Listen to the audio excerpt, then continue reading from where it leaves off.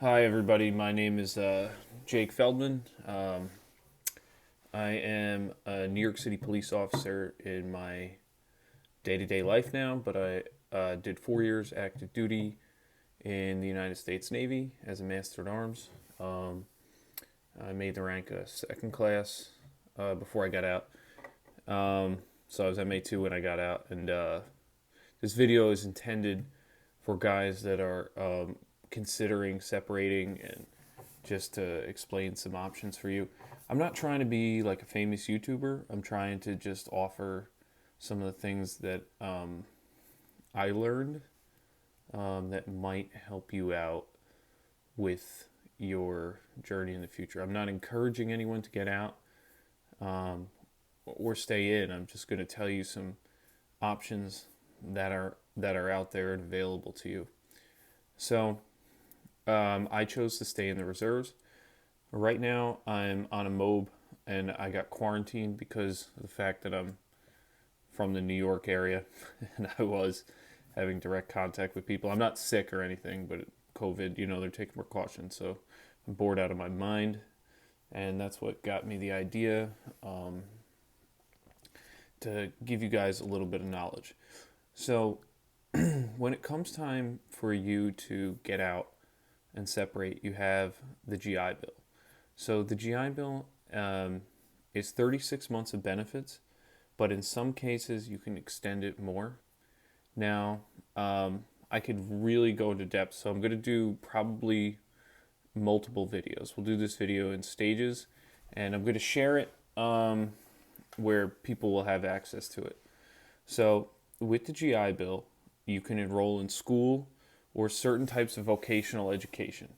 And those 36 months, for example, like they get prorated down to the day.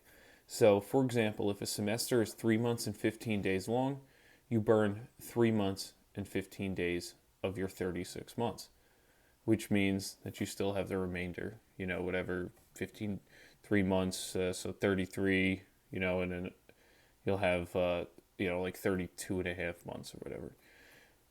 So, how that works is they pay up to whatever the maximum in-state tuition is in your state. So in New York right now, it's about $22,000. And if it exceeds that, if your annual tuition exceeds that, there are programs like there's obviously financial aid, but there's also something called the Yellow Ribbon Program. And some schools are what's called 100% Yellow Ribbon schools. If they're a 100% Yellow Ribbon school, bottom line, if you're not a numbers person, you're 100% covered. But if the school says something like, for example, your maximum in-state tuition is $22,000, right? So the GI Bill will pay $22,000. But let's say you're going to a school that's $32,000. You're like, oh, I got to pay $10,000 out of pocket. Well, perhaps not. You look into how much of a yellow ribbon contribution the school has. So the school, let's say, is a $5,000 a year yellow ribbon school. What that means is that the school is willing to discount your tuition as a GI Bill student, $5,000 a year. And because they've chosen to do that, because you're on the GI Bill, the VA will kick in an additional $5,000. So their $5,000 reduction in tuition and the additional $5,000 from the VA, now you can pay that $32,000 in tuition. So that's one thing. Another thing I noticed is if you're at a school that's a less expensive school, you can do something that I figured out is you just sign up for more credits.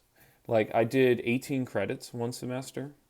So I used like 3 months and 15 days worth of GI Bill time or however long the semester was. And I received basically a semester and a half worth of credit hours because it was within what the school's tuition cap and yellow ribbon would cover from the VA. You also get $1,000 per year for books and supplies. Now, that goes based off the number of credits you're taking. So, like, let's say, for example, you're taking a lot of credits your first semester, you might get $600, and then the second semester you might get $400, and then the summer semester, you're getting credit card debt. So, no, I'm just kidding. You got your BAH.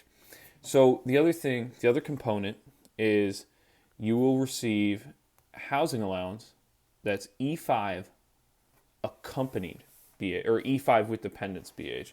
So it's E5 with dependent BAH for the zip code of the school, not the zip code where you live. Like I commuted extra distance, and I ended up making it really well. I lived in an area that the BAH was kind of low, but I commuted to New York City and it was totally worth it. So that is the GI Bill in a nutshell. But another thing that you should know about is there's something called vocational rehabilitation. You could potentially extend your benefits. And there is also another program for STEM, where if you're studying certain science, technology, engineering, and math programs, the VA will give you up to an additional 12 months of GI Bill. But just so you guys can have an example, now, of what you can do with your GI Bill. Now, transferring is a whole other thing. For you do your 36 months active duty. You have up at least 36 months active duty. Most people do a 4-year enlistment or whatever. But, I'm sure there's some reservists out there who did like 3 deployments or whatever. I don't know. You do your 36 months active duty, you have the benefit for you. That does not mean you can transfer it to your family. If you want to transfer it to your family, that's a whole other ball of wax. So, in order to transfer it to your family, you must have 6 years of service. I did 4 active, 2 reserves, okay, in order to transfer it. But they also want you to re-enlist for 4. Now, that means that you're going to have to do 10 years, either active in reserves or some combination thereof.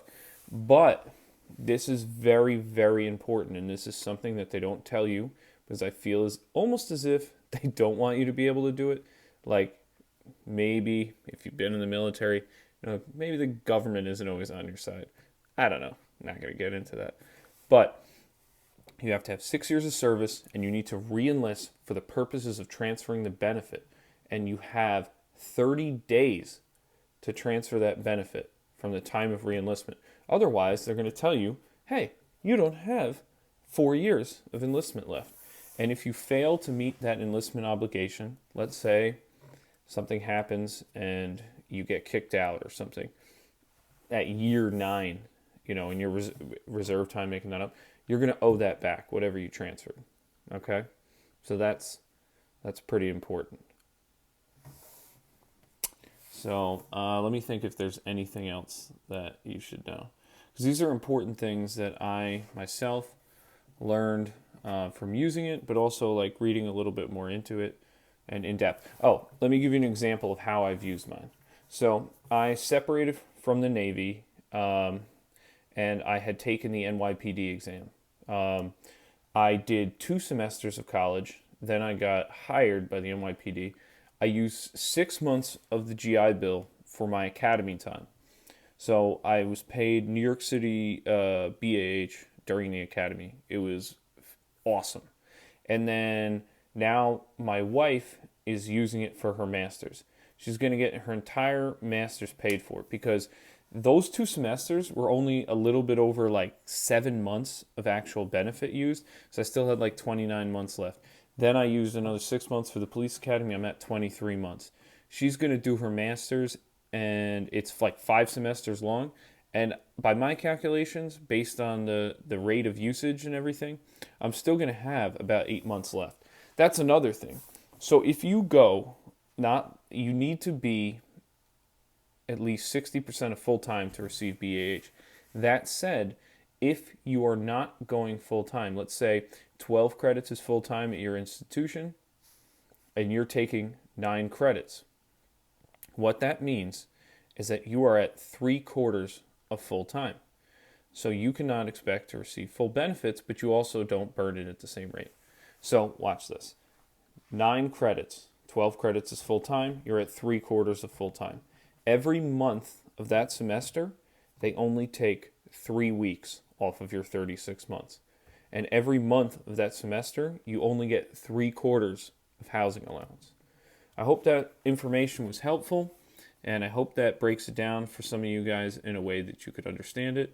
Perhaps I should have used visual aids. I know not everybody had a 99 on their ASVAB, but I'll have some more things about how veterans can look for jobs and some of the benefits that are available for you, retirement and federal systems and other things like that, things that I've learned that I thought would be helpful.